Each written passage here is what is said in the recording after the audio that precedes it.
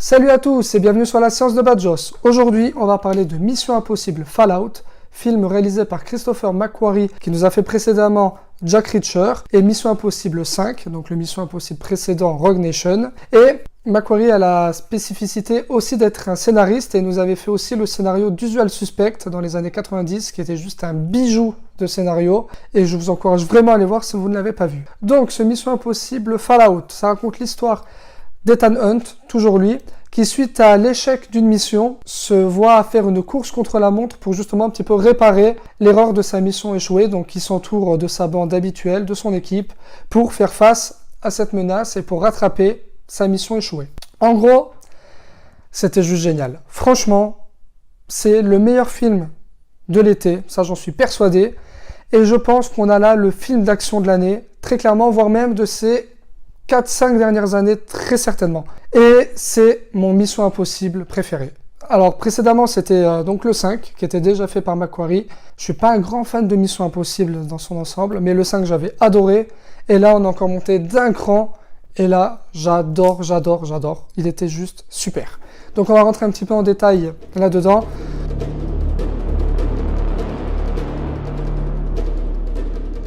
Tom Cruise, forcément. Ce mec est juste génial, il nous offre des cascades incroyables, encore plus exceptionnelles que d'habitude, encore plus fort, il va toujours plus loin, il surpasse ses propres limites, et c'est juste fou, ça nous donne des plans qui serrent complètement le film. On a des plans du coup, vu qu'il fait ses propres cascades, quand il fait des courses-poursuites à moto, les autres acteurs, casque, combi intégral pour justement mettre le cascadeur, lui, sans casque, et ça nous fait des plans vraiment juste superbes, si bien sur les chutes que sur les poursuites. Ça rend vraiment très bien. Grâce à ces cascades qu'il réalise lui-même, donc on a toujours à chaque fois un truc incroyable. Quand c'est pas, il est par-dessus un avion en plein vol, il escalade les tours à Dubaï. Et là, donc il fait un halo jump. Il saute à je sais pas combien de mètres d'altitude, c'est un record, on peut pas sauter aussi haut normalement. Il met un casque avec oxygène pour pouvoir le faire, enfin un truc de malade. Et ça nous donne des plans juste superbes. Des plans aussi quand il est, on va dans la bande-annonce, je ne spoilerai rien. Mais quand il est sur l'hélicoptère, ça nous offre des plans, c'est-à-dire qu'on peut mettre des caméras partout sur l'hélico et on voit Tom Cruise escalader cet hélico pour pouvoir accéder au cockpit. Et c'est juste dingue, franchement c'est juste dingue. Donc Tom Cruise, chapeau, c'est vraiment monsieur cinéma ce mec-là. Ensuite on a un scénario en béton, on a McQuarrie sur le coup, donc forcément un réalisateur et un scénariste, donc le scénario il est vraiment top, on a beaucoup de rebondissements. Le film joue beaucoup avec le spectateur et ça fait que on voit pas le temps passer parce que le film il dure quand même 2h30 et il est super bien rythmé, il y a beaucoup d'action et accouplé à ça le scénario, ça nous donne vraiment du très grand cinéma et c'est vraiment ce qu'on vient chercher. Ensuite dans les points positifs, il y a une BO qui est très bonne. Alors ce qui est drôle avec cette BO c'est que elle est très proche des sonorités de Hans Zimmer et surtout de The Dark Knight Rises. Je trouve que on est sur des fois des sonorités qui sont... J'étais devant, je me suis dit à un moment donné, en plus avec certains plans un peu lointains comme il aime bien faire Nolan, à un moment donné je me suis cru devant la scène d'intro de Rises, justement avec Bane, avec les avions. Donc je trouvais que ça rappelait beaucoup, après c'est pas gênant, la BO est très bonne, mais je pense qu'il y a un gros clin d'œil pour Hans Zimmer où c'est...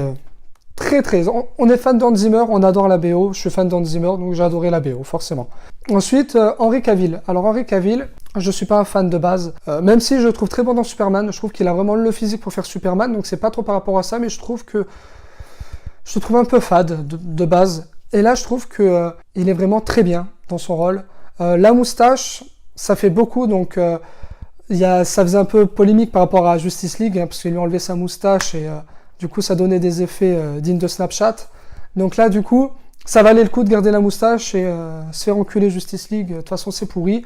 Et en fait, heureusement qu'ils ont bien gardé la moustache pour Mission Impossible parce que ça fait tout. Ça lui fait vraiment un look un peu vieillissant, du coup, ce qui le rend un petit peu fade, le rend un peu plus brut, un petit peu plus charismatique. Enfin, je trouve que ce look-là, Henry Cavill, j'adore. Il est vraiment très bien dans ce rôle-là et parfait.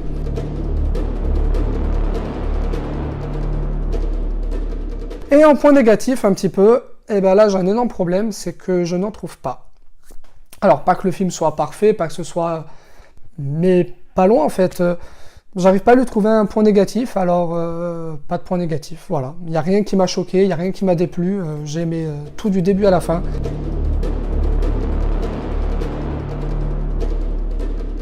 Donc voilà, en gros, une vraie claque. Quand on arrive à lier scénario et cascade spectaculaire, ça nous donne du très grand cinéma. C'est ce qu'on veut et c'est ce qu'on vient voir et c'est ce qu'on obtient, pardon. Du coup, je donne la note de 4,5 sur 5.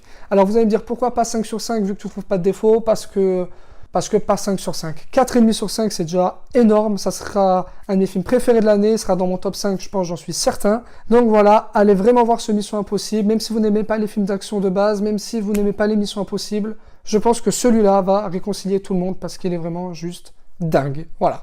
Merci à tous d'avoir regardé cette vidéo. Comme d'habitude, n'hésitez pas à commenter, liker, partager ou vous abonner. Et sur ce, moi je vous dis hasta la vista, baby.